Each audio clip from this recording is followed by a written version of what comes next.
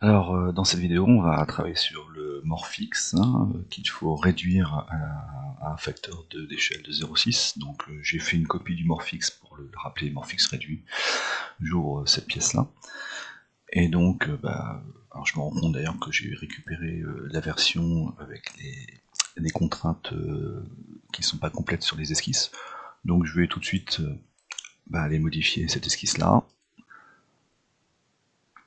Il manque des cotes, donc je vais rajouter la cote qu'on a ici, et puis la cote qu'on a là. En fait, c'est les mêmes cotes, donc je vais pas cliquer, je vais plutôt utiliser la contrainte d'égalité. Voilà. Alors ces cotes, je vais les réutiliser après. Le 17, c'est bon aussi, et je vais vérifier cette cote-là. Donc on a le triangle, donc je vais en fait positionner l'extrémité, donc je vais utiliser la fonction distance entre pour récupérer l'extrémité par rapport à ce côté-là. Et j'aurais fixé en fait, par exemple, la longueur. Alors la longueur, ouais, j'ai pas la bonne, mais je vais utiliser suivant 2 points, et je vais avoir une longueur ici. Alors ça, c'est une première possibilité. L'autre possibilité, c'est de positionner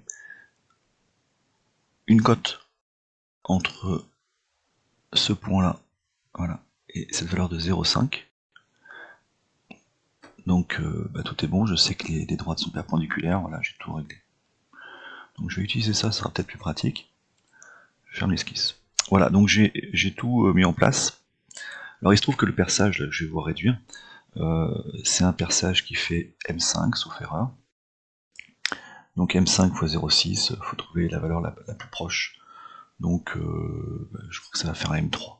Donc le filetage par contre va peut-être me poser un problème, donc il faudra plutôt que j'efface ce perçage-là pour que je le recrée. Ou que je le modifie directement à M3, d'accord. Donc on y va. On veut réduire de 0,6, donc on va sur ajout de matière, on fait apparaître les codes. Vous avez la cote de 11 qui est ici, vous la faites apparaître et vous enlevez millimètre et vous faites fois 0,6. Boum. Le 17, pareil, on va faire fois 0,6. Voilà. Alors on se rend compte qu'effectivement il y a encore un problème là, c'est normal, parce que j'ai pas encore pris en compte toutes mes modifications. Donc là je valide en cliquant sur sélectionner, je vais sur l'enlèvement, je fais apparaître mes cotes, le 0,5 fois 0,6, le 5 fois 0,6. Voilà, on retrouve la forme de la pièce hein, qui va bien. Donc notre perçage est vraiment trop grand. Donc là, je sais que j'ai juste à modifier et à passer sur un M3. Donc je passe ici, je choisis M3. Et voilà, on a une pièce qui a été réduite à peu près à 0,6.